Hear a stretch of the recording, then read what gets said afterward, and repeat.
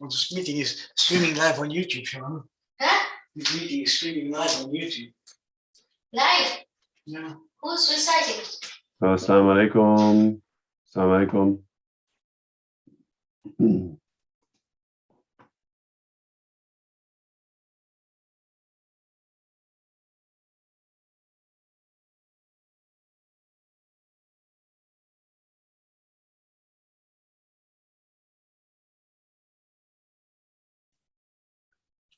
Assalamu alaikum.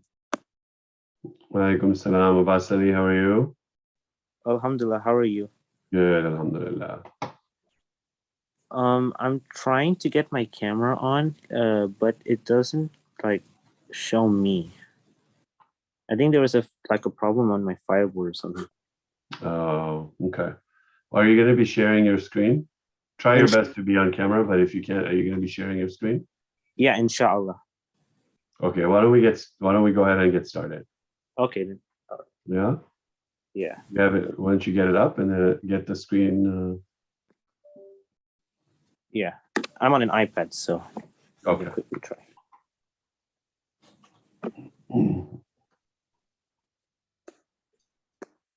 It says the host can share in this meeting only.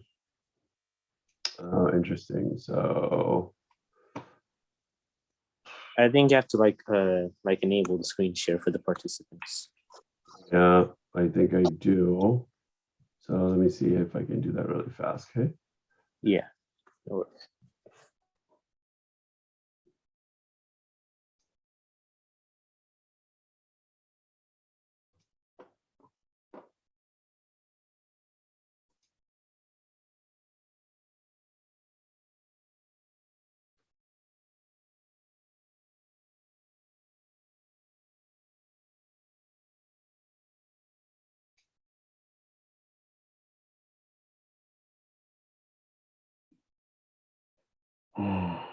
If not, then maybe you'll have to,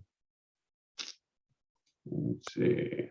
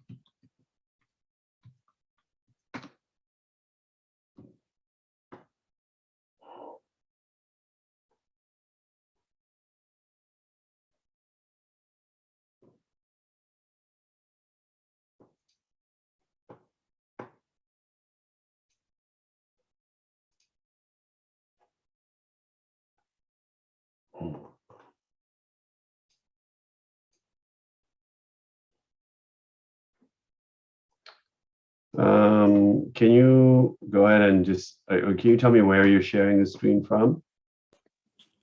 Like where it's like the shared content. So since I'm on an iPad, on the top right, it shows the. No, I'm saying like, are you sharing it from a website or? Oh, I'm sharing it from the Google Slides, like a presentation. Oh, okay. Are you able to share that with me in the drive, then I can pick it up from there? Yeah, let me see quickly. Thank you. I don't know. For some reason, it's where I'm not able to allow you to share for some reason.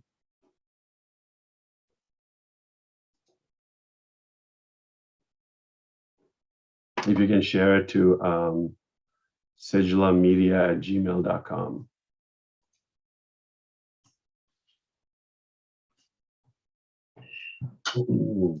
Sorry about that. Wait, could you repeat the email address one more time, please? Yeah, of course. It's SIIJLA Media. So SIIJLA @gmail.com. Okay. And then okay, so just added it as a Okay. just shared it. I just shared the presentation.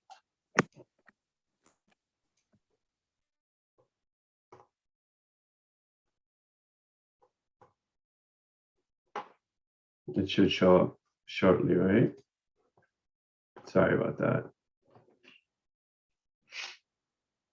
All right, here we go. The Dua Kumail from Bronze Digital, that's the one? Yeah, that's the one.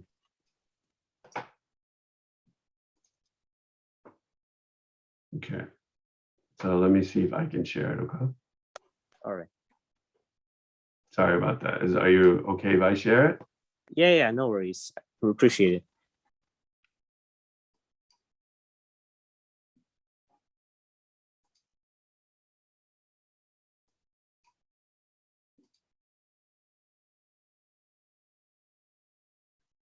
All right. Let me just share the screen, please.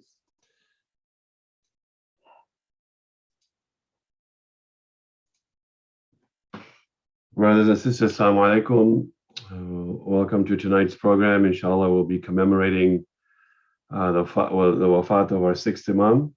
We'll start the program tonight with the recitation of Dua Kumail by Brother Abbas Ali Fazal.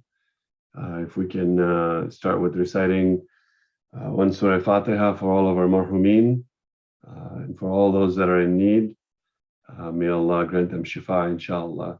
Bismillahir Rahmanir Rahim. Alhamdulillahi Rabbil Alameen.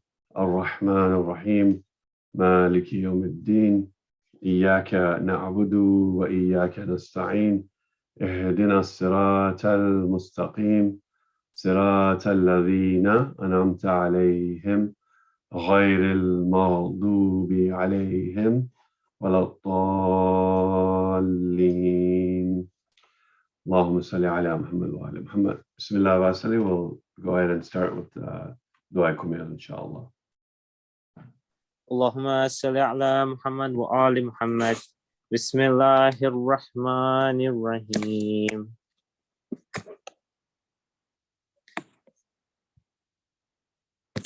اللهم إني أسألك برحمتك التي وسعت كل شيء وبقوتك التي قهرت بها كل شيء وخضع لها كل شيء وذل لها كل شيء وبجبروتك التي غلبت بها كل شيء وبعزتك التي لا يقوم لها شيء وبعظمتك التي ملأت كل شيء وبسلطانك الذي على كل شيء وبوجهك الباقي بعد فناء كل شيء وبأسمائك التي ملأت أركان كل شيء وبعلمك الذي أحاط بكل شيء وبنور وجهك الذي أضاء له كل شيء يا نور يا قدوس يا نور يا قدوس يا نور يا قدوس يا أول الأولين ويا آخر الآخرين. اللهم اغفر لي الذنوب التي تحتك الإسام. اللهم اغفر لي الذنوب التي تنزل النقام. اللهم اغفر لي الذنوب التي تغير النعم. اللهم اغفر لي الذنوب التي تحبس الدعاء. اللهم اغفر لي الذنوب التي تقطع الرجاء. اللهم اغفر لي الذنوب التي تنزل البلاء. اللهم اغفر لي كل ذنب أذنبته وكل خطيئة أخطأتها. اللهم إني أتقرب إليك بذكرك وأستشفع بك إلى نفسك وأسألك بجودك أن تدنيني من قربك وأن تؤذعني شكرك وأن تلهمني ذكرك. اللهم إني أسألك سؤال خازئ متذلل خاشع أن تسامحني وترحمني وتجعلني باسمك راضيا قانعا وفي جميع أحوالي متواضعا. اللهم وأسألك سؤال من اشتدت فاقته وأنزل بك عند الشدائد حاجته وعظم فيما عندك رغبته. اللهم عظم سلطانك وعلى مكانك وخفي مكرك وظهر أمرك وغلب قهرك وجرت قدرتك ولا يمكن الفرار من حكومتك. اللهم لا أجد لذنوبي غافرا ولا لكبائه ساترا ولا لشيء من أملي الكبيه بالحسن مبدلا غيرك. لا إله إلا أنت سبحانك وبحمدك. ظلمت نفسي ظلمت نفسي ظلمت نفسي وتجرعت بجهلي وسكنت إلى قديم ذكرك لي ومنك علي. اللهم مولاي كم من كبيه سترت وكم من فاج من البلاء أكلت وكم من إثار وقيتا وكم من مكروه دفعتا وكم من ثناء جميل لست أهلا له نشرتا. اللهم عظم بلائي وأفرت بي سوء حالي وقصرت بي أعمالي وقعدت بي أغلالي وحبسني عن نفعي بعد أعمالي وخدعتني الدنيا بغرورها ونفسي بجنايتها ومثالي يا سيدي فأسألك بعزتك أن لا يحجب عنك دعائي سوء عملي وفعالي ولا تفضحني بخفي ما اطلعت عليه من سري ولا تؤاجلني بالعقوبة على ما عملته في خلواتي من سوء فعلي وإساءتي ودوام تفريطي وجهالتي وكثرة شهواتي وغفلتي. وكن اللهم بعزتك لي في كل أحوال رؤوفا وعلي في جميع أمور العطوفة.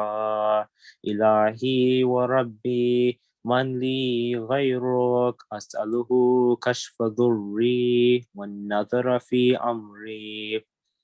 إلهي ومولاي أجريت علي حكم اتبعت فيه هوى نفسي ولم أحترس فيه من تزيين عدوي فغرني بما أهوى وأسعده على ذلك القضاء فتجاوزت بما جرى علي من ذلك بعد حدودك وخالفت بعض أوامرك فلك الحجة علي في جميع ذلك ولا حجة لي فيما جرى علي فيه قضاءك وألزمني حكمك وبلاؤك.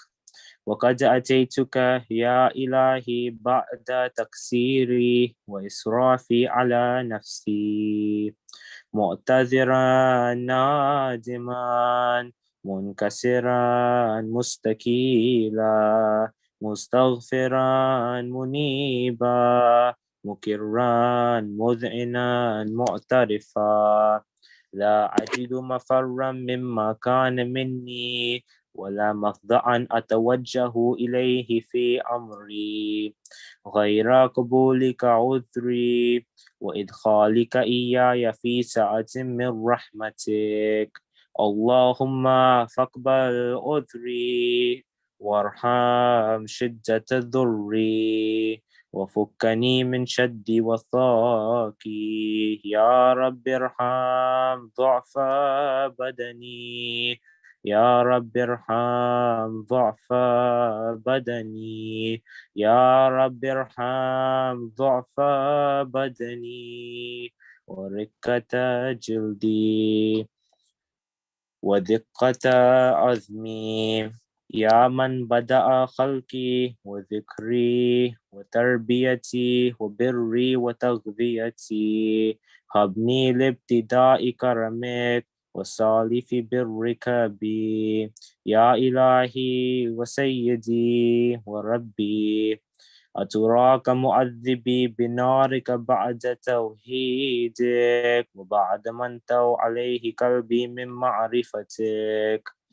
ولهج به لساني من ذكرك واعتقده ضميري من حبك وبعد صدق اعترافي ودعائي خاضعا لربوبيتك هيهات أنت أكرم من أن تضيع من ربيت أو تبدل من أدنيت أو تشرد من آويت أو تسلم إلى البلاء من كفيته ورحمته وليت شعري يا سيدي وإلهي ومولاي أتسلط النار على وجوه خرت لعظمتك الساجدة وعلى ألسن نطقت بتوحيدك الصادقة وبشكرك مادحة وعلى قلوب اعترفت بإلهيتك محققة وعلى ضمائر حوت من العلم بك حتى صارت خاشعة وعلى جوارها سعت إلى أوطان تعبدك طائعة وشارت باستغفارك مذئنة ما هكذا ظن بك ولا أخبرنا بفضلك عنك يا كريم يا ربي وأنت تعلم ضعفي عن قليل من بلاء الدنيا وعقوباتها وما يجرى فيها من المكاره على أهلها ألا أن ذلك بلاء ومكر قليل مقطوع يسير بقاؤه كثير مدته فكيف احتمالي لبلاء الآخرة وجليل وقوع المكاره فيها وهو بلاء تطول المدة ويدوم مقامه ولا يخفف عن أهله لأنه لا يكون إلا عن غضبك وانتقامك وسخطك وهذا ما لا تقوم له السماوات والأرض يا سيدي فكيف لي وأنا عبدك الضعيف الضليل الحقير المسكين المستكين يا إلهي وربي وسيدي ومولاي لئن أموري إليك أشكو ولما منها أزج وأبقي لئن للعذاب وشدتي أم لطول البلاء ومدتي فلئن سيرتني للعقوبات مع أعدائي وجمعت بيني وبين أهل البلائك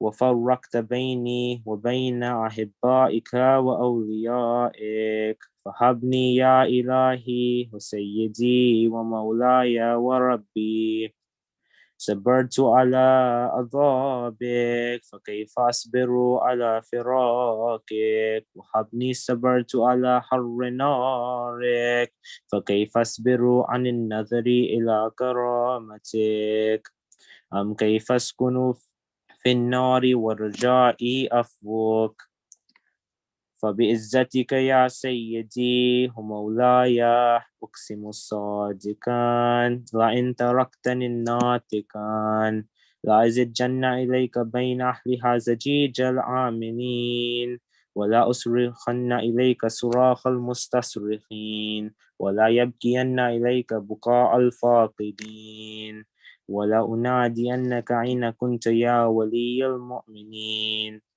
يا غاية أعمال العارفين يا غياث المستغيثين يا غياث المستغيثين يا غياث المستغيثين يا حبيب قلوب الصادقين ويا إله العالمين أفتراك سبحانك يا إلهي وبحمدك تسمع فيها صوت عبد مسلم سجن فيها بمخالفته وذاق طعم عذابها بمعصيته وحبس بين أطباقها بجرمه وجريرته وهو يزج إليك زجيج معمد لرحمتك ويناديك بلسان أهل توحيدك ويتوسل إليك بربوبيتك يا مولاي فكيف يبقى في العذاب وهو يرجو ما سلف من حلمك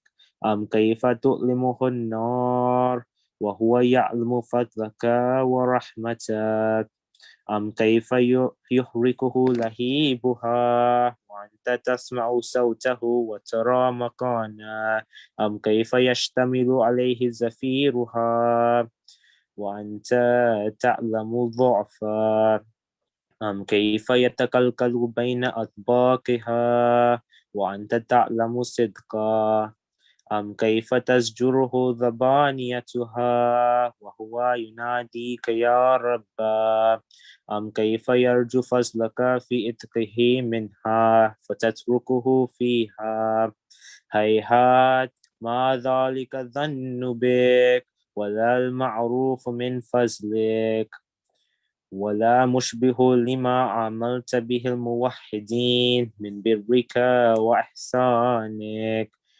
فباليقين أقطع لولا ما حكمت به من تعذيب جاهدك وقضيت به من إخلاد معاندك لجعلت النار كلها بردا وسلاما وما كانت لأحد فيها مقرا ولا مقاما لكنك تقدست أسماؤك أقسمت أنت لها من الكافرين من الجنة والإنس أجمعين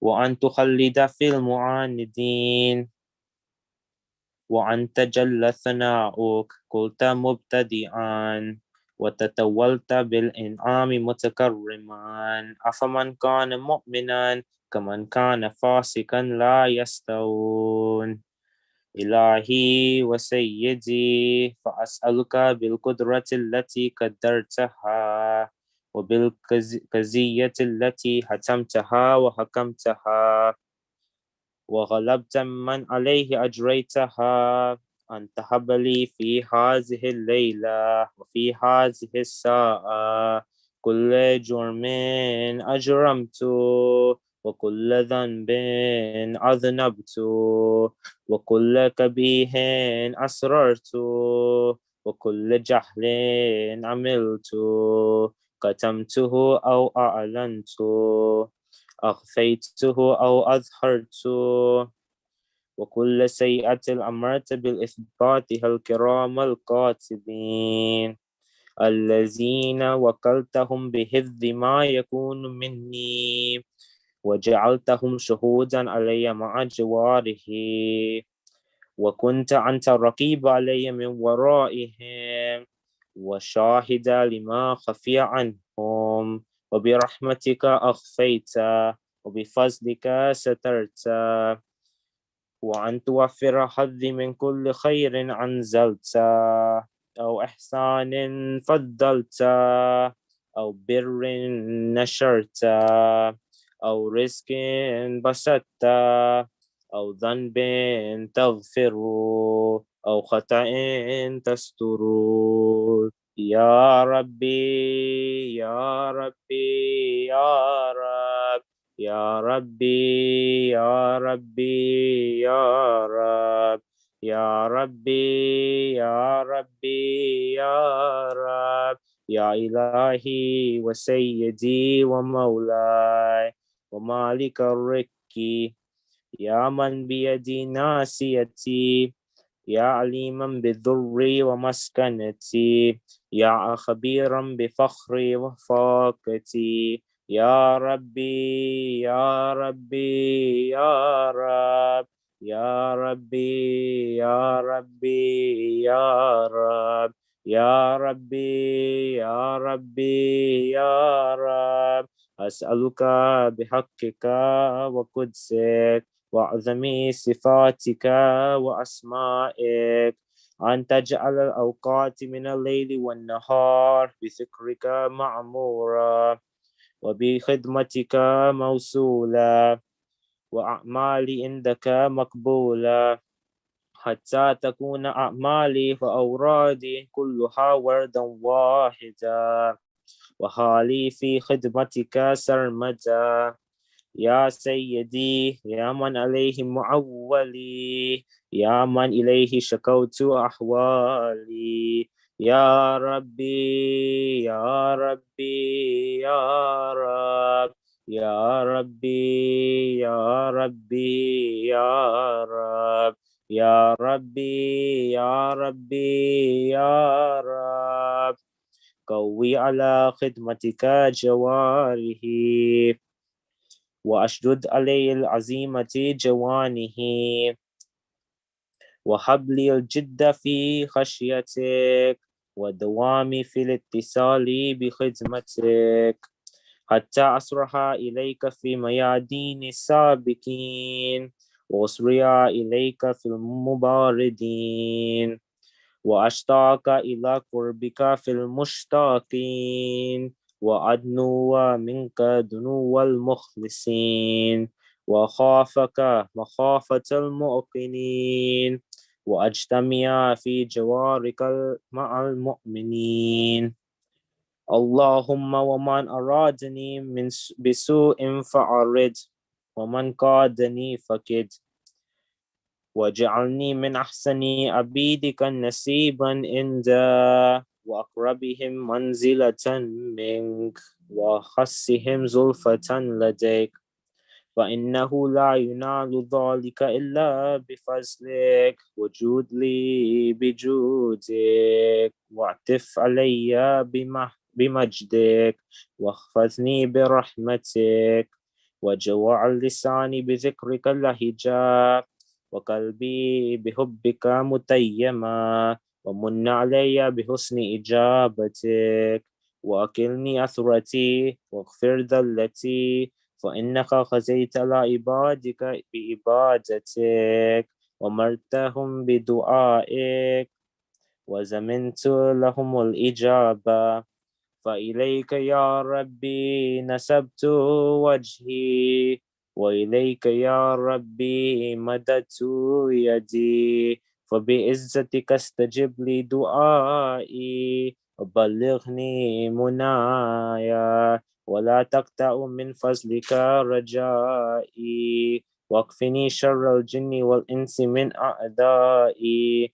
يا سريع الرضا يا سريع الرضا يا سريع الرضا اغفر لي من لا يملك إلا الدعاء فإنك فعال لما تشاء يا من اسمه دواء وذكره شفاء وطاعته غنى ارحم من رأس ماله الرجاء وسلاحه البكاء يا سابغ النعم يا دافع النقام يا نور المستوحشين في الظلام يا عالما لا يعلم صل على محمد وآل محمد وافعل بما أنت أهله وصلى الله على رسوله والأئمة الميامين من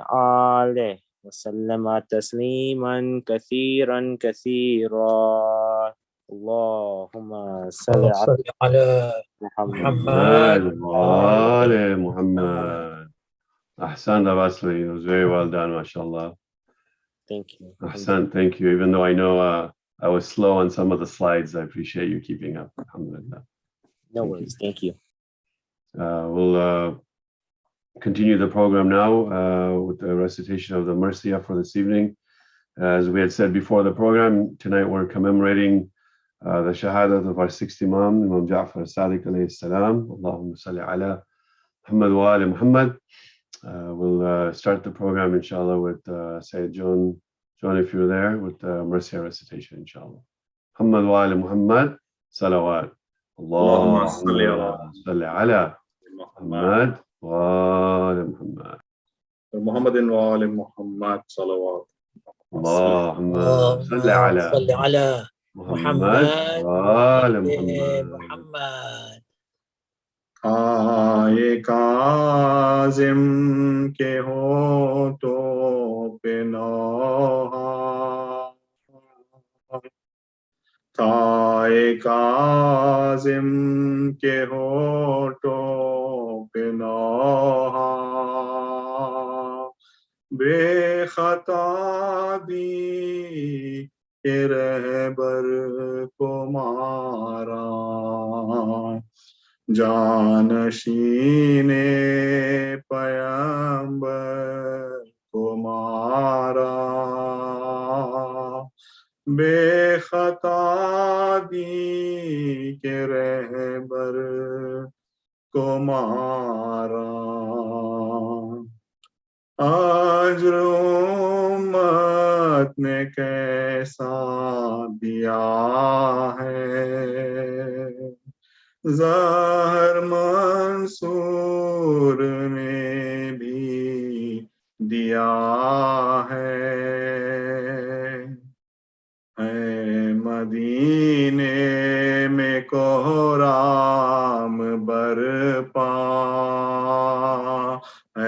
مدینے میں کوہرام برپا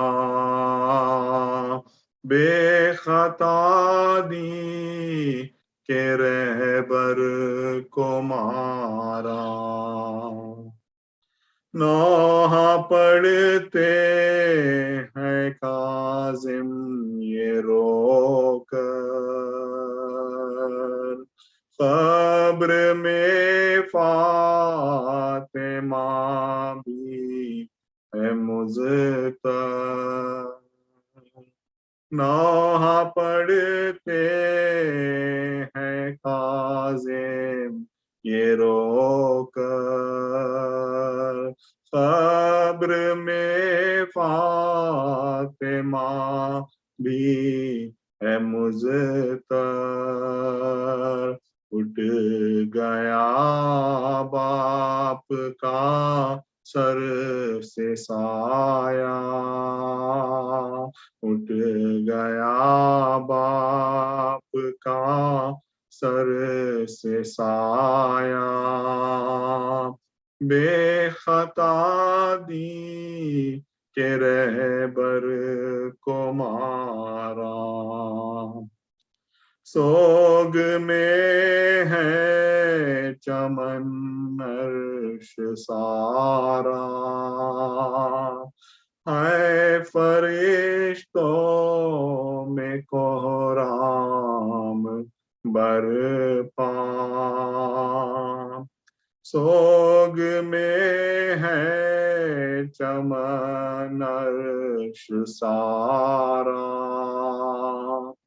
ہے فرشتوں میں کوہرام برپا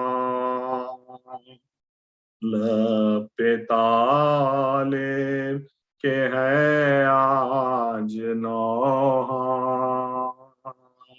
بے خطا دی کہ رہبر کو مارا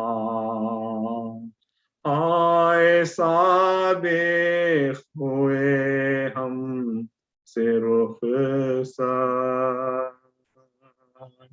آ گئی مثل صبح قیامت الوداع میرے آقا و مولا الوداع میرے آقا و مولا खता दी के रहबर को मारा जानशीने पयंबर को मारा खाए Kazem के होठों पे नौहा दुरूद पर मोहम्मद व आले Mohammad اللهم صل على محمد وآل محمد. محمد أحسنت أحسنت سيدنا. جزاك الله خير. سورة المباركة الفاتحة. بسم الله.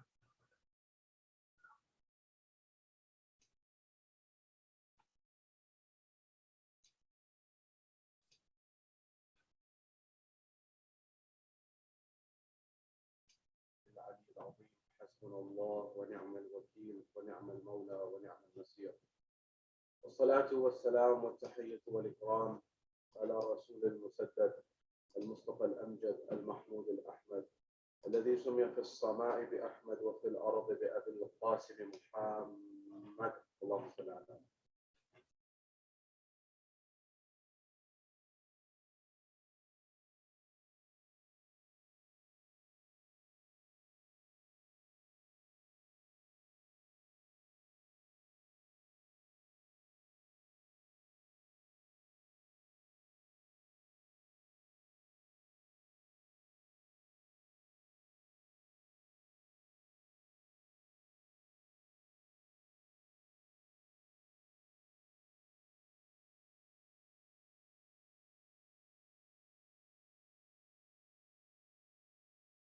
صدق الله العلي العظيم. زينوا مجالسكم بالصلوات على محمد وآل محمد.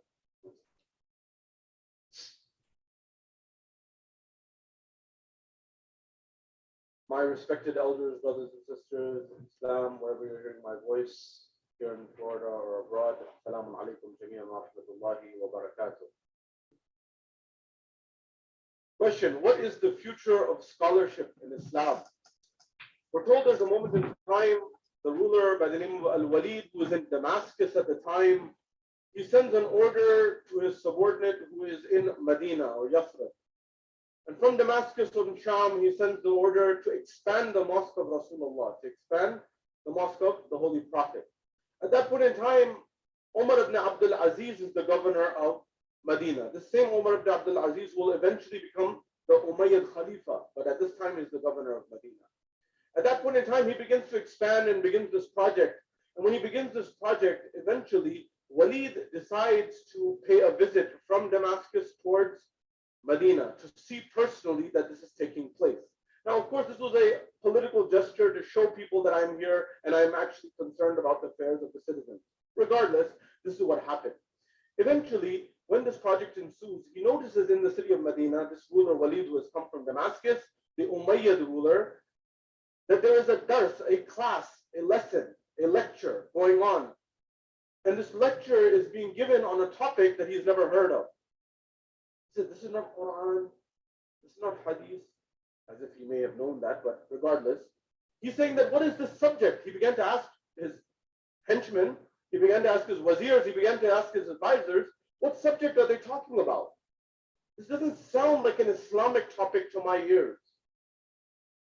They said, look, this is a science, or this is the discussion concerning the earth and the heavens and the stars and the planets. Some example or some mixture, in our words, of physics and astronomy in our language. Really? He then noticed, the ruler, and glanced upon a young boy who was sitting in the crowd. A child, by our words, a child, roughly 3 years of age. This boy is sitting in the gathering. He understands what is being said here. Says he understands. The response came back. He perhaps understands better than you. Really? So let me ask him a few questions. Very well. They pull him to the side. The young man, can I ask you a few questions? He said, yes. So he may not have had his own questions, Walid. He said, maybe I can ask one of my wazirs and they'll give me a series of questions. He says, throw him an easy one first. He says, who's the founder of logic from that perspective of that society? Says, young man, tell me, who is the founder of logic? Now, of course, there's a bigger argument to be had behind the scenes there, but in their perception of that time, who was the founder of logic as a fundamental science that was taught in a structured manner? The young boy responds, seemingly young boy, responds, Aristotle, Aristotle. Heard of Aristotle? Who knows about Aristotle? Now, mind you, if you read the history of the world, you'll realize that knowledge was such a powerful thing at the time that the people who were the elite of society, only they had knowledge that was given to them. If you were from any other under the upper echelon of society, you didn't get access to knowledge. Who's this young boy who I haven't heard of? He should either be from my family or he should not be around because he'll be a threat to my kingdom. That he knows about this? Wow. So give me another question. What should I ask him? So ask him who's Alman. Now, mind you, this ruler doesn't know the answers himself. He's getting these from his wazirs to ask this young man. Who's Alman? He looks back and responds, your question is incomplete. In fact, the name is incomplete. He said, but regardless, he says, this is actually in reference, this is the name of a constellation in the sky of stars. This is not an ordinary young man. And he continues and he begins to go down this question. He says, give me another one. He says, ask him, who's a siwak? He says, young boy, tell me, who is a siwak? He says, this is a reference to the name of a companion of the Holy Prophet. And one after the other, he begins to answer. He says, this is not an ordinary individual. He says, young man, please tell me, what is your name? Who are you? Where are you from? Tell me, what's your name?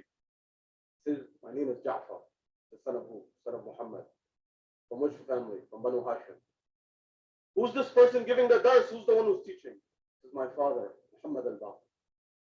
This was the knowledge that was exemplified of the sixth Imam at a young age of roughly 3 years, according to the narrations, at that time in the middle of Medina, which left the rulership spellbound. This is who you and I have come to commemorate tonight, none other than Imam Ja'far Sadiq, salawatullah wa salamu alayhi, sallu ala Muhammad wa ali Muhammad. In coming to discuss the life of the sixth Imam, many important discussions and conversations emerge from the life of this blessed Imam. That is, we are spending our lives in the discussion of Rasulullah, in following in the footsteps, or trying to follow in the footsteps of Rasulullah. We are trying to follow in the footsteps of Amir al-Mu'mineen. We are trying to follow in the footsteps of Imam al-Hussein alayhi salam. But when it comes to the end of the day, when you and I are known outside of these walls amongst the broader Muslim community, we are not necessarily known as people who are Haidari. We are not necessarily known as people who are Husseini outside of these walls. When it comes to how are we identified outside of these walls, the first name that comes forward is that we are Ja'fari. That is the ones who adhere to the madhab of Imam Ja'far al-Sadiq alayhi salam. And it is because of this very reason that it's very vital for us to study and understand and try to analyze the life of this Imam, so that we understand where have we perhaps deviated in our modern society from what was the vision of the Imam, and where are we today? And how can we correct our sail to get aligned with the vision of the Imam? At the first level, what I want to look at, inshallah, tonight is what lessons do we get from the life of the Imam straight away?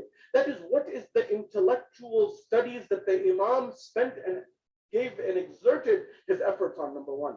And number two, with respect to the situation in terms of how did the Imam deal with philosophers of the time? How did the Imam deal with political movements of the time? How did the Imam deal with the scientific movements of the time? And what do they teach you and I living in 2022 in Florida and in North America and beyond?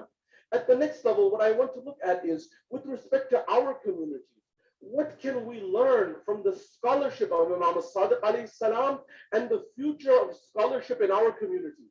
That is, if we want people to be around in North American Imam Bargas and Husseinias and Masajid, if we want them to be around in Europe, in Western Europe in particular, but beyond, if we want them, because the global village of the world that we live in now, if we want them to be anywhere, whether that's India or East Africa or Pakistan or Australia, if we want people to be around in the masajid, what do we need to focus on in terms of the spiritual and intellectual development of the scholarship of our community? And finally, What were the tragedies that the Ahlul Bayt alayhi salam saw? In particular, what did Imam Sadiq alayhi salam see? That first generation after Karbala, being that his father was in Karbala, him being the first generation after Karbala, how much did he remember Karbala? And what was his own personal tragedy with respect to his Shahada? This is our agenda for tonight. Wherever you are, here in Florida, across the world, from the bottom of your heart, send us salawat on Muhammad wa ali Muhammad. Allahumma salli. At the first level, when we come to the life of the sixth Imam, if you look at his father, the fifth Imam is that individual who first laid that foundation of knowledge and scholarship in the city of Yathrib, which we call Medina. Now, mind you, Imam Amir al-Mu'mineen, Imam Ali, had already built on the first institution, which was the University of the Holy Prophet. And from that, he had established an institute of learning within Kufa, but it was not as large and as vast as it would become during the time of Imam Sadiq. Now stay with me. Eventually, as you know, there was the time of Imam Hassan, Imam Hussein, and Imam Sajjad, where they could not outwardly propagate at a high scale. But when it came to the time of Imam al-Baqir, the fifth Imam, this is the time and the period that was able to bridge the heart and the mind of Shiaism. The heart being the movement of Karbala, and the mind being the intellectual movement that the Imams had from before, but they were not able to make it manifest. Remember, there is one goal, and I remind you, and I've told you numerous times, there is one goal that all of the Imams had. The way that they achieved this goal, but the common goal was Hifz al-Din wa Hifz al-Dima, preservation of the Deen, preservation of the religion, and Hifz al-Dima. Hifz meaning protection and preservation of Dima. Dima meaning blood. Blood of who? Blood of the followers of the faith. This was the goal. They were trying to minimize bloodshed, and they were trying to maximize the preservation of the faith throughout time. The way that the Imams did it was different, and we've talked about this in the past. Now coming to the era and time of Imam al-Baqir, did he have more knowledge than the other Imams? No. The knowledge of the Imams, remember this, according to the narrations of the Ahlul Bayt, when it comes to certain things, all of the Imams are equal. What are these things? When it comes to the generosity of the Imam, when it comes to the courage of the Imam, the three ones that have been listed categorically are with respect to number one, their courage. Number two, with respect to their ibadah, their ubudiyah, all of them are the same. In fact, the narrations say when someone came to Imam Sajjad and they said, how much will you worship? You are Sayyidul Sajidin. In fact, the narrations say that on the day of Qiyamah, on Yawm al-Qiyamah, when Imam Sajjad, the fourth Imam comes, there will be a cry, Aina Zainul Abidin, and then the Imam will come. But what would the fourth Imam himself say when people would say to him, you are spending the whole day and the whole night in prayer and ibadah? To the point the narrations say that one time the Ahlul Bayt themselves, the other members of the family, they told Jabir, they said, Jabir ibn Abdullah, I'm sorry, you are a family member, like family to us. You're so close. Tell Imam Sajjad to come home, he's been worshipping too much. And when he came, he responded, when they said, Yabna Rasulullah, how much will you worship? How much will you worship? He came forward and said, where am I? And where is the ibadah of Amir al-Mu'mineen? Imam Sajjad is looking. You and I would say there's no one worshiping more than him. But look, a principle that the Imam outlines here, you should always, in spirituality, if someone comes to me and says, for example, or comes to you and says, you worship so much, you do so much ibadah, you're always in the mosque, you're always doing this. He's looking upwards spiritually. Are we looking upwards? When I begin to say, for example, look at me, I'm doing this and I'm doing that, and spiritually I'm this and I'm that, that's the decline. The Imam Sajjad is telling, I'm looking high. I'm looking at Imam Amir al-Mu'mineen. So with respect to their courage, they're all the same. Imam Hussein's courage is founded in all of the Imams, but Imam Hussein was able to manifest it, for example. Imam Ali's courage is found in all the Imams, but he was able to manifest it. Number two, in terms of these elements that I've just outlined, these are the ibadah. They were all the same. But Imam Sajjad had to focus more on it. Why? Because in that time, he had to propagate Shi'ism through the du'as of Sayyid al-Sajjadiyah, because you could not outwardly propagate. But when it comes to the knowledge, this is the third element, all of the Ahlul Bayt are equivalent and equal in knowledge. And when it comes to this element and this principle, Imam al-Baqir and Imam al-Sadiq were those individuals who were able to manifest, as well as Imam al-Rida alayhi salam. these three Imams, that is the 5th Imam, the 6th Imam, and the 8th Imam, who's known as Ali Muhammad, were able to manifest the knowledge throughout to make it well known. But in knowledge, they were all the same. Kulluna Muhammad. Now, Imam Baqir is the one who lays the foundation once again and reestablishes the knowledge in Medina to make sure that people are aware of the Islamic sciences, they are aware of fiqh, they are aware of jurisprudence, they are aware of the Quran, they are aware of the deducing and how to deduce rules and laws and regulations. All of these things come forward during that time. And then the 6th Imam comes and builds upon the works of his father. Now, when it came to this, the Imam, at the peak, they say, there were 4,000 students that were there in the University of Imam Sadiq alayhi salam in Medina.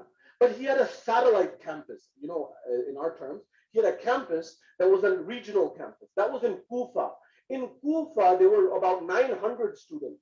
All of them, according to historians, in each class, in each circle, in each halaqah that you would go to, all of those people in Kufa, which is in modern day Iraq, they were all saying, Qala Sadiq, Qala Sadiq, Qala Sadiq. That is Sadiq said, Imam Sadiq said. That is, Imam Sadiq's in Medina, but his knowledge is beginning to perpetuate throughout. And they're all coming back and saying, this is the person who all roads of knowledge lead back to. But that is what's important to notice here, is it's not just in terms of his knowledge with respect to Islam, what we perceive as Islamic sciences.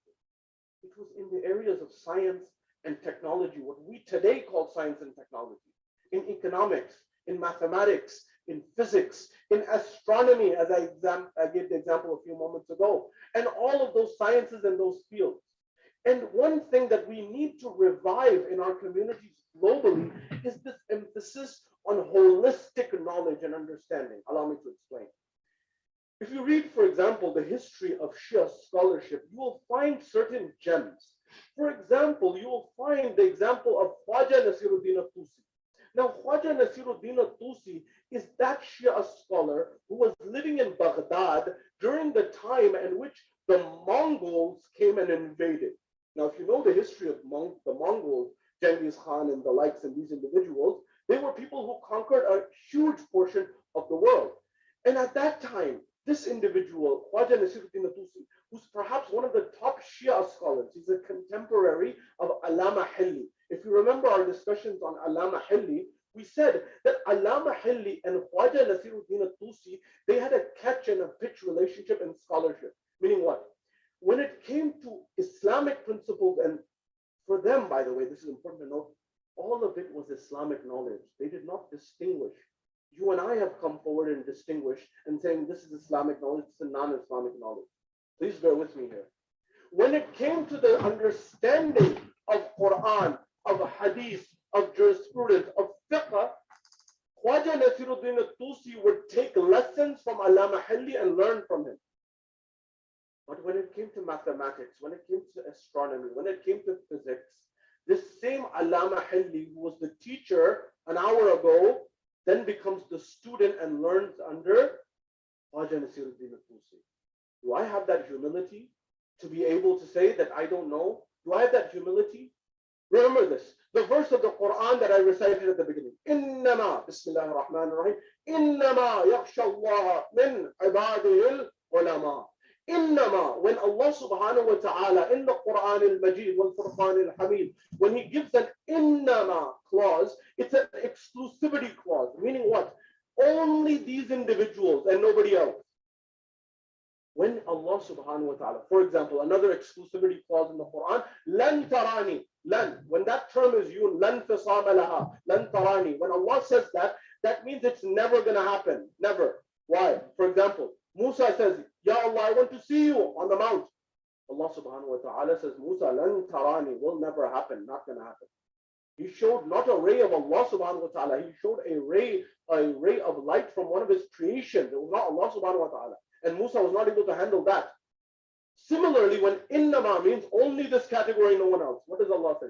What is the definition of scholar as per the Quran? It's the place where Allah has defined who is a scholar.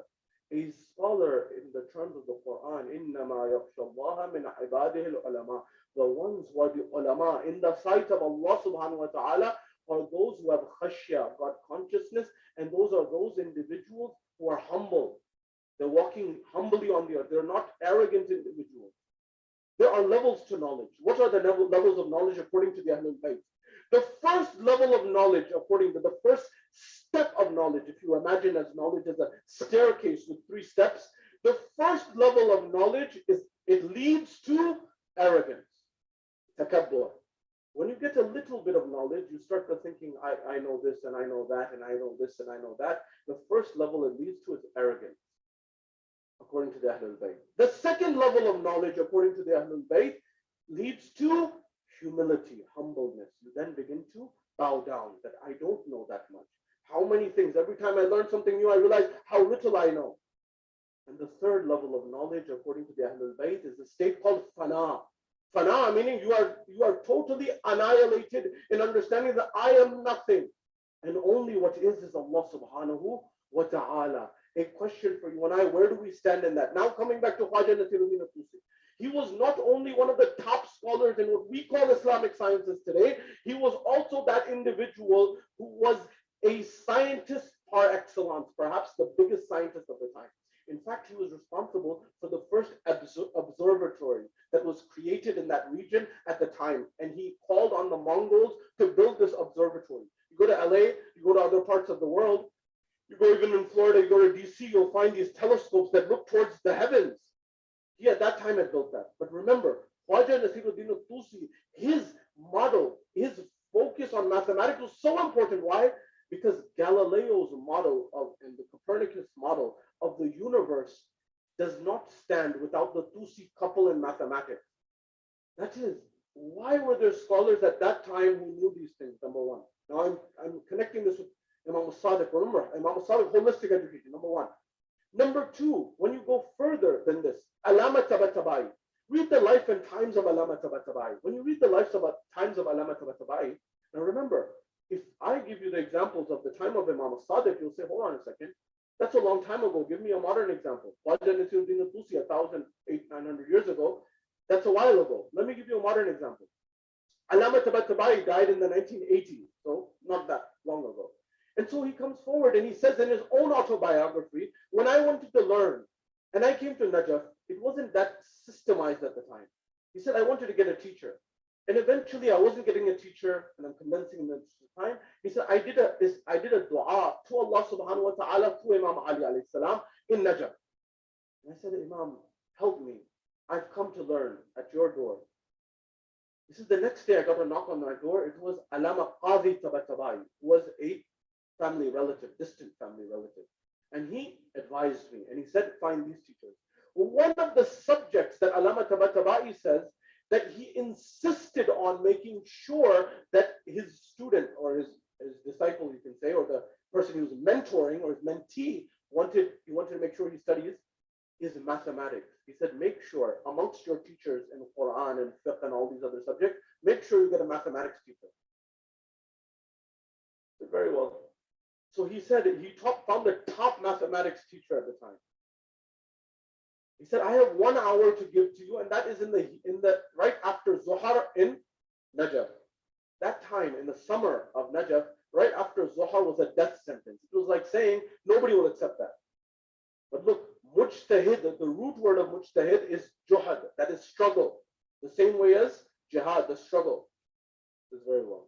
I'll make the trip. He would make a 2-mile walk in the desert, and every time he would get to class, mathematics class, by mind you, planar geometry class, he would say, I was sweating profusely to the point that I would wash myself off so that I did not smell in front of my teacher. And he did this and did this and did this and did this. Eventually, what was the benefit of this? Many years later, when he moved from Najaf, he moved back to Iran and he moved to Qom. Eventually, there was an expansion of a seminary that was going on. When the expansion of the seminary was going on, the lead scholar of the seminary said, we need to invite blueprints to come. And they need to pitch their model of how are we going to run this facility. So one after the other, the blueprints are coming from the civil engineers and the architects says, nope, nope, nope, won't work, won't work, won't work. These are the top engineers, the top architects from Tehran, from the biggest city in the town. and you're rejecting all of them. The principal says, look, these may be very good from a modern perspective, but they do not take into consideration the needs of our students here in the Hawza. The way they live, the way they walk, the way they talk, the way they live their life, how they eat, how they pray. These things need to be taken into consideration. Every architecture has a philosophy behind it. So he rejected all of them up until the point that one day he said, this is the blueprint, this will work. He said, this is the one we're going to go with. When he got this blueprint, they said, which engineer, which architect from Tehran, who sent this? He says, none of the known names. He said, none of these people sent it. In fact, the blueprint came from Qom itself. When this spread, the people began to say, hold on a second. This blueprint came from Qom itself? Is that possible? How? They asked their principal, they asked their teacher, where did this blueprint come from? Please tell us. They said, some Sayyid has moved from Najaf, he's moved to Qom, he lives in this street, in this alleyway, go to this address and you'll find it. When they went to that address, they knocked on the door, they found on the other side, Salamu alaikum wa alaikum assalam, who was it? The person who had begun to teach ilm al-akhlaq in that town, Allama Tabatabai himself. Those studies that they had done at that time were now paying dividends. Why? Third example, why this holistic nature is needed. Shaheed Baqir al-Sadr, Muhammad Baqir al-Sadr, that scholar who was killed by the Ba'athist party not too long ago while many of you were alive, this individual who many scholars in the house of Najaf today say, if he was alive, we would not declare our marja'iyah. We would not declare it. Because his knowledge caliber was that high. This individual, I'm giving you an example because many times people come to me and they say, is there only one view in the Hawza? I'm trying to explain to you the Hawza in Najaf and in Qom is that it's like a university institution. And there are many views there that often do not trickle down to us that we don't know about, but they are discussed there in the walls of academia there that we often don't hear about. For example, this one that I'm sharing with you was held by Shaheed al-Sadr and his students themselves are on the record saying that he held this view. But all, by the way, I should say this, all the other scholars disagreed with him on this. But I'm telling you to show you there is a diversity of views within the scholarship. What is that? It's on the record that he had read, Shaheed al-Sadr had read Marxism, he had read capitalism, he had read how the world economic system works, and of course he had read how the Islamic system works. In fact, I remember speaking to one of the top scholars in the subcontinent region, or this is on good authority, that he was planning to do a PhD, and he had a teacher of his who was had a lot of animosity towards Shiaism. And he was a teacher. And he said that, what should I write my dissertation on? What should I write my research on? What should I do my research on? And eventually he would never give him any guidance. But he said, one day he cornered him and he said, what is one thing that you can tell me that I can research on this and it will be beneficial? He looked at his student, he said, look, why don't you study and do your research on Islamic economics? So what do you mean? He said, in particular, the works of Shaheed al-Sadr, of Sayyid Muhammad Baqir al-Sadr. He said, as you know, I'm not a Shia, but you are from the Shia school of thought. He was a Shia, but regardless of that, if you remove Baqir al-Sadr from Islamic economics collapses in the modern era. Wow. If someone who had animosity is saying this, you know that there's credibility. Why? Coming back. He had studied the system of economics in both in the East and West, and he knew the Islamic system. And he knew the ethos of it, the essence of it. Why am I saying this? Because he understood how the world works. He understood. You go to any of our youth here, or anyone who goes to college, they study their first class in business, for example, they are taught time value of money. They are taught, for example, opportunity cost. They are taught these principles. For example, if you give me $100 today, and I give you $100 in a year, have I given you back the same $100? They'll say no. Opportunity cost, time value of money, no way. You've given me maybe, with inflation nowadays, maybe I've given you half of that. I don't know. It's pretty bad. So they understand this principle. Based on studying this, Shaheed al-Sadr's view was a flat rate. He said the word that is haram in Islam is riba. That is in the Old Testament, in the Bible, as well as the concept in the Quran is usury, not interest. This view I'm sharing with you. He says, so according to him, a flat rate of interest, which makes the person whole again, is acceptable. That is something. And by the way, there are ways, if you study Islamic economics, you'll understand what he was getting at. But again, They all said, no, we disagree, we don't accept this. Why do I say this? If we're looking at the future and building on the manhaj and the view and the thought of Imam Sadiq, who are here to commemorate tonight, I can repeat the same stories of Imam Sadiq that you have heard for 30, 40, 50 years that you know better than I do, about the egg and the Imam explaining to the atheist. By the way, when the atheist comes to the Imam and the Imam comes forward to him, he says, explain God to me, explain the proven evidence of God to me. He comes forward and he says, what if I told you there was a fortress, and inside this fortress there was a thin layer, and inside this thin layer there was molten silver and molten gold. Yet the molten gold, that is the liquid gold, and the liquid silver were not mixing. Will you believe it to me? Will you believe me saying this? The atheist says, no, how can it be? A young boy was passing by. Imam Sadiq he says, can I see what's in your hand? He gives it to him. The Imam takes it. It's an egg. He says, look at this. There's a fortress. There is a layer within. There is molten liquid. There is molten gold. There is not anything that is mixing between the two. In fact, if you open it, they will still be separated. But what if I told you that afterwards, out of this fortress will come a bird or a creature, and then there will be skin, and then there will be bones, and then there will be a beak, and then there will be eyes, and there will be this, and there will be that. And nothing went in to design it, and nothing came out of it except that. What do you believe? He was spellbound. But remember, the Imams always talk to people on their level of intellect. The paradigm of science and technology in the world has moved forward. What is it today? Anthony Flew, my young ones and old ones alike, remember this, and I need to say this point here. When we say youth in our communities, and this is a big issue that we face globally, when we say youth, automatically in people's minds, the concept of children comes in. Teenagers, people who are 9, 10, 11, 16, 17, under 18. But you need to understand, and I need to understand, there is a huge demographic in our communities who are in their 20s, who are in their 30s, who are in their 40s, who we are losing. If you have a bucket of our community, there are holes in the bucket and the water is seeping through. We're losing them by the dozen because we don't have a term to catch and address their needs. The deeper understanding of the science of the Quran, of Islam, and the world and where the world is. Why do I say that? Because my goal and my manifesto is clear to you. The elders here, I learned from them. But in terms of the intellect of where we've gone, where are we addressing the needs that are needed for our next generation? And that will not happen until there is integrity in the seat of scholarship in our communities, nationally and globally. I mentioned to you Thursday night some things that are important. And I said that, for example, one dimension of raising the scholarship is making sure the best minds come there. But if the best minds come there, make sure they're economically viable. That's one part of that's one dimension of the equation. That's one variable in the equation. That's not sufficient.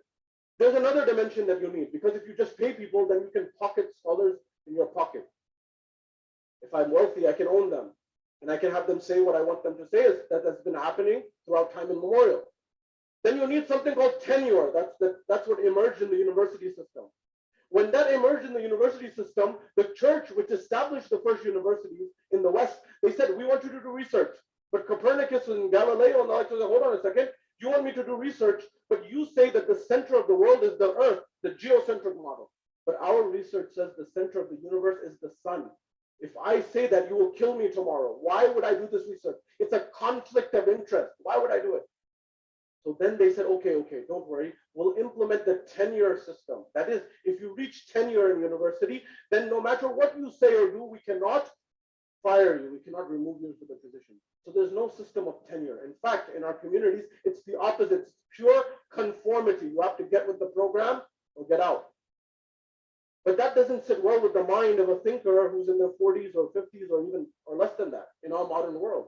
Remember, I gave you the example. Rocket scientists at NASA's Jet Propulsion Lab. You can't be a rocket scientist in the morning and shut off your brain at night. It doesn't work like that. So what's the proof and evidence that you give a young mind to address that? There needs to be integrity in this chair, in this position. You know, when you go to Harvard and MIT and all the universities across the globe, there's a chair of mathematics, a chair of physics. You know, this comes from Islam.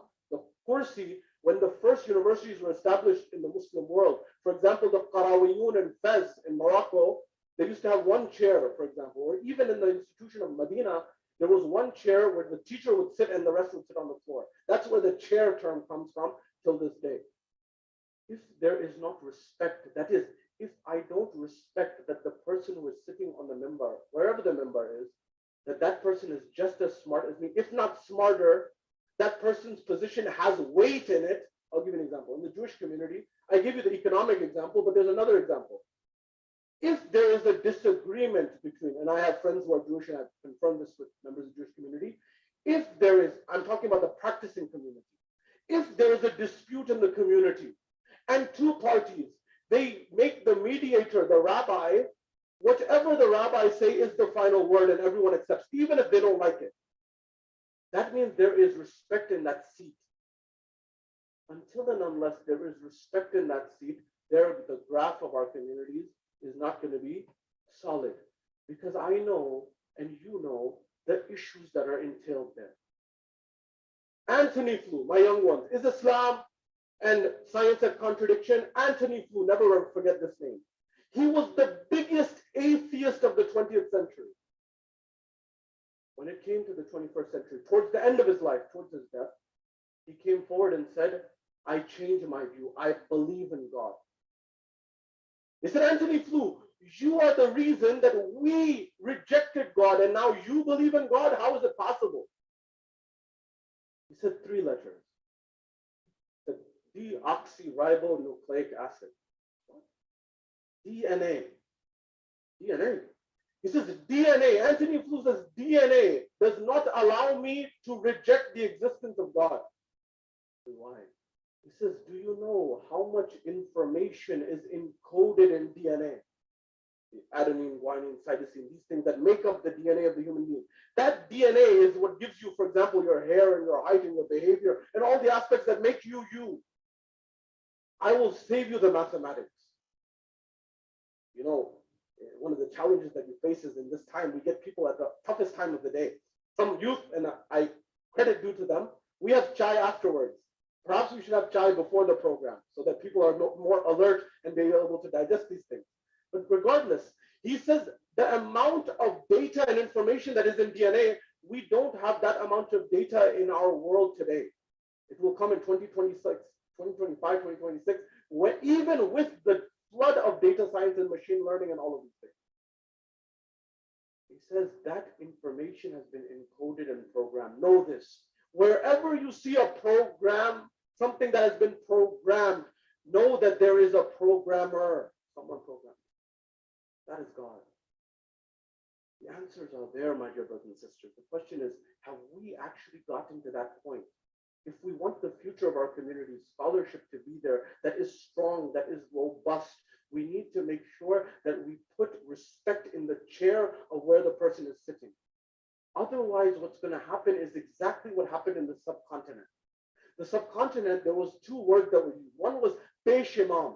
Peish Imam, which if you don't know what ended up happening was Peish Imam was simply that person who just leads namaz and that's it. The people had no respect for that person in terms of their intellectual capacity. Then there were others who were the scholars who were going around the world and lecturing. I say this because there's some heavy things. Look, if COVID's taught us anything, it's that we don't know how long we have. I'm here to tell you that the resident alim model across the world is dying. In fact, in North America, it's not dying. I don't want to be as Nietzschean or say it the way Nietzsche said, but it's dead. Why? The people who are well known and reciting are across the globe, they don't want to settle down because they know the psychology of the matter is there's a honeymoon period and then it declines and then you get used to it and you get bored and you say move on. So they don't want to settle down. And the people who do want to settle down, the people don't want them to settle down. What do? I'm telling you to try to raise awareness because we need a strategy at a national level to try to address this problem. Because if the people who are supposed to be telling us about Islam are either coming with a version of Islam that is a version of Islam that is heavily influenced by one worldview, or there may not be those people who are understanding of a comprehensive understanding, the young person will not have credibility and say that that person knows about what's going on in the world. And that's why it's high time that we have comprehensive education. My young ones, Those people who go to, I encourage you, go to Ivy League, go to the Harvard, go to the MIT, go to the Columbia, with Iman, with belief. And in that dynamic, also understand Nabi Islam. The same way Imam Sadiq, same way the Ahlul Bayt. There's much to say on this. But we need, the goal is get all the minds together to say, how do we tackle this problem? And many others like it. There's much to say, we'll leave it here, inshallah. This Imam Sadiq alayhi salam gave everything. And the same individual, when his knowledge and his influence increased, the same thing happened with him that happened with the other Imams. The rulers said, we need to eliminate him. So they sent the poison towards the Imam to make sure that he was poisoned and he was finished off with, and there was no influence of his knowledge that was impacting the world. The same Imam, we are told in narrations, there's a moment in time where his house, while he's alive, his house is beginning to burn. When his house is beginning to burn, at that point in time, the Imam is seeing the fire, he is seeing the burning, and he is seeing it in front of his eyes. And when he's seeing his burning in front of the eyes, at that point in time, the people are beginning to leave the house. When they begin to leave the house, they see the Imam is crying. At that point in time, the companions, they came to Imam al-Sadiq. They said, Yabna Rasulillah, everyone's come out of the house. There is nothing to worry about. Everyone's okay. Why are you crying? This house, you are not people of this dunya. You are not materialistic people. Why are you crying about this house? He says, I am not crying about this house. Imam al-Sadiq alayhi salam says, he says, then why are you crying? The Imam looks back and says, I am crying because I noticed that the women and the children, they were moving from room to room on their way out of this house. I remembered a scene. He says, what was that scene? He says, I remembered the scene on the day of Ashura when they began to light the tents on fire of Hussein ibn Ali, my grandfather Aba Abdullah. The women and children were running from one tent until the other. And so that moment was coming into my eyes. I was thinking about my aunt Zainab. I was thinking about my family. I was thinking about what they went through. Azadaro do jumle, salam ho, aapko ghusl bhi mila, aapko kafan bhi mila.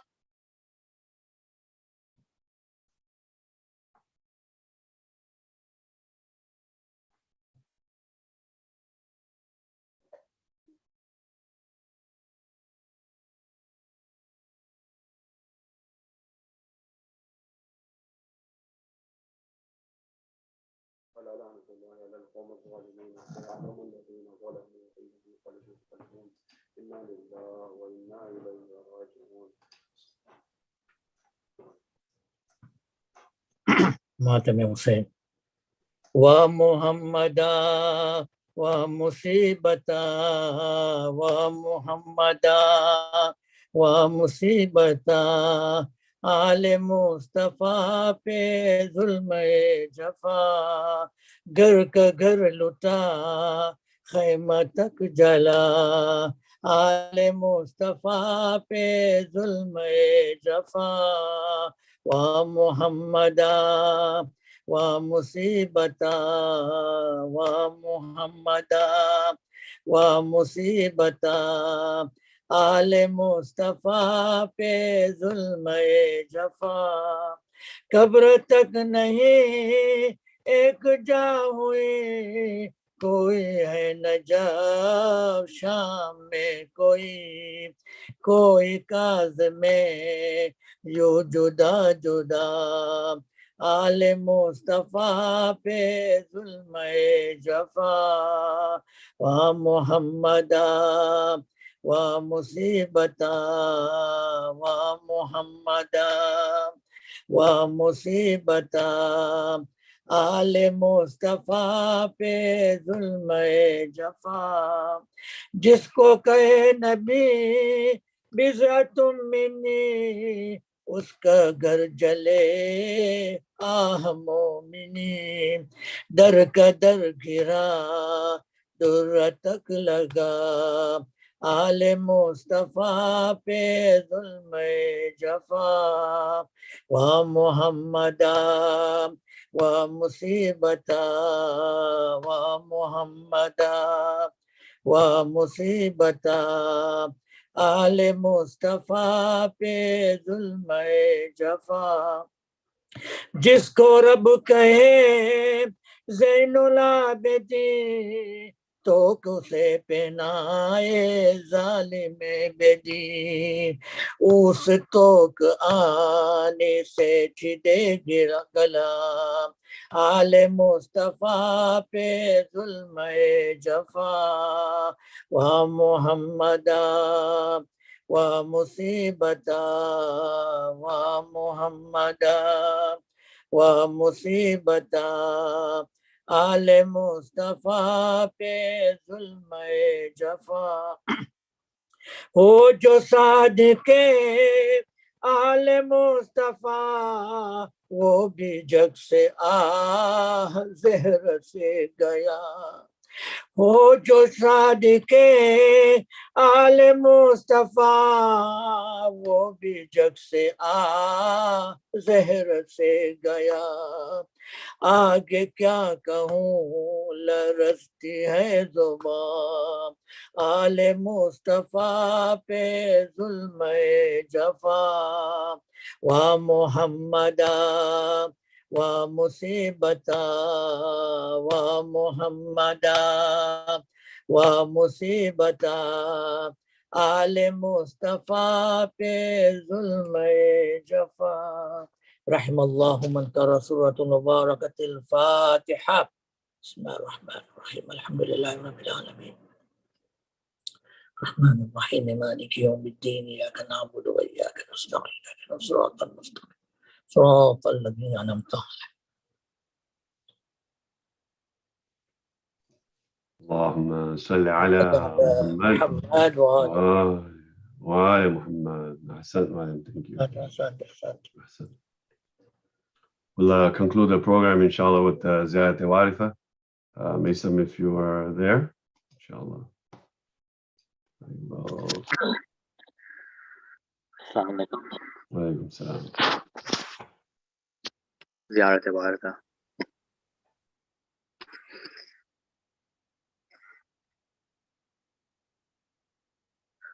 اللهم صل على محمد وآل محمد بسم الله الرحمن الرحيم السلام عليك يا أبا عبد الله السلام عليك يا ابن رسول الله السلام عليك يا ورحمة الله وبركاته السلام عليك يا وارث آدم صفوة الله السلام عليك يا وارث نوح النبي الله السلام عليك يا وارث إبراهيم خليل الله السلام عليك يا وارث موسى كليم الله السلام عليك يا وارث عيسى روح الله السلام عليك يا وارث محمد حبيب الله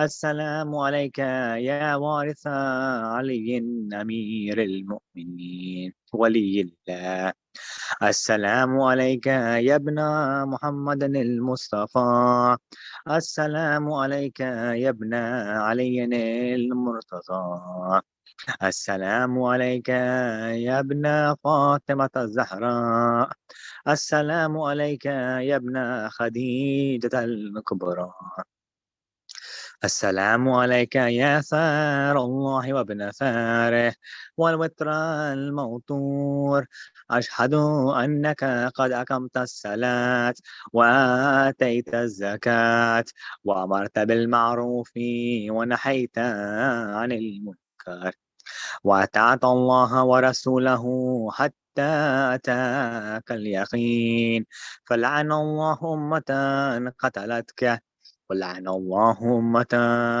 ظلمتك ولعن الله أمة سمعت بذلك فرضيت به يا مولاي يا أبا عبد الله أشهد أنك كنت نورا في الأسلاب الشامخة والأرحام المطهرة لم تنجسك الجاهلية بأنجاسها ولم تلبسك من مدلهمات ثيابها، وأشهد أنك من دعائم الدين وأركان المؤمنين، وأشهد أنك الإمام البر التقي الرضي الزكي الحادي المهدي، وأشهد أن الأئمة من ولدك كلمة التقوى وعلام الهدى والعروة الوثقى والحجة على أهل الدنيا، ويشهد الله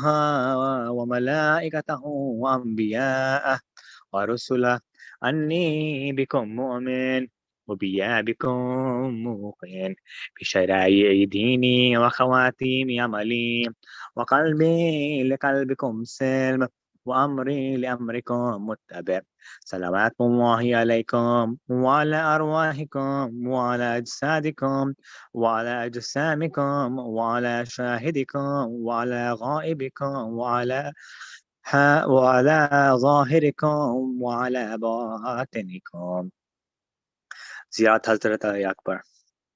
السلام عليك يا ابن رسول الله، السلام عليك يا ابن نبي الله، السلام عليك يا ابن أمير المؤمنين، السلام عليك يا ابن الحسين الشهيد، السلام عليك أيها الشهيد وابن الشهيد، السلام عليك أيها المظلوم وابن المظلوم، لعن الله أمة قتلتك، ولعن الله أمة ظلمتك، ولعن الله أمة سمعت بذلك فرضيت به. زيارة الشهداء كربلاء. السلام عليكم يا أولياء الله وأحباءه، السلام عليكم يا أصفياء الله وأوداء، السلام عليكم يا أنصار دين الله، السلام عليكم يا أنصار رسول الله، السلام عليكم يا أنصار أمير المؤمنين، السلام عليكم يا أنصار فاطمة سيدة نساء العالمين، السلام عليكم يا أنصار أبي محمد الحسن بن علي الولي الناصر، السلام عليكم يا أنصار أبي عبد الله، بأبي أنتم وأمي تبتم، وتابت الأرض التي فيها دفنتم، وفزتم فوزا عظيما، فيا ليتني كنت معكم فأفوز معكم. زيارة حضرة أبي عباس. السلام عليك يا ابن أمير المؤمنين، السلام عليك أيها العبد الصالح مطيعا لله ولرسوله، وأشهد أنك قد خاهدت نصحت وصبرت حتى أتاك اليقين. لعن الله الظالمين لكم من الأولين والآخرين، والحقهم بدرجاتك الجحيم. زيارة حضرة الإمام رضا. السلام عليك يا ابن مولاي وابن مولاه، السلام عليك يا غريب الغرباء، السلام عليك يا سلطان أبي الحسن السلام عليك يا سلطان أبا الحسن علي بن موسى الرضا ورحمة الله وبركاته. زيارة هذا الإمام زمانه. السلام عليك يا صاحب العصر والزمان، الأمان الأمان الأمان من فتنة الزمان. السلام عليك يا خليفة القرآن، السلام عليك يا إمام الإنس والجان، السلام عليك يا مظهر الإيمان، السلام عليك يا شريك القرآن، السلام عليك يا قاطع البرهان، السلام عليك يا إمام الزمان. هذا عجل الله فرجك، سهل الله مخرجك وظهورك. السلام عليك ورحمة الله وبركاته. اللهم صل على محمد وآل محمد. اللهم صل على محمد وآل محمد. أحسن جزاك الله ميسم. سورة مباركة الفاتحة.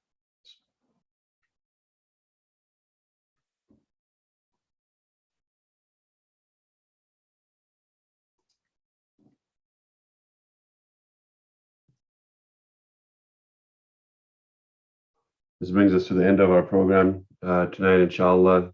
May Allah give us the opportunity to do the ziyarat of our Imam. May Allah accept all of our du'as, inshallah. Our next program is actually going to be on Saturday. There'll be a program on SIIJLA Media on YouTube to commemorate the 1-year anniversary of Marhum Firaz by Merchant. So if everybody can participate and join, that would be great, inshallah. The majlis will be provided by Sayyid Ammar Nakshwani, and the Marsiya will be by Sayyid Ali Saftar, inshallah. With that, we'll end tonight's program, and we'll inshallah see you everybody soon. Muhammad wa ala Muhammad, salawat. Allahumma salli ala Muhammad.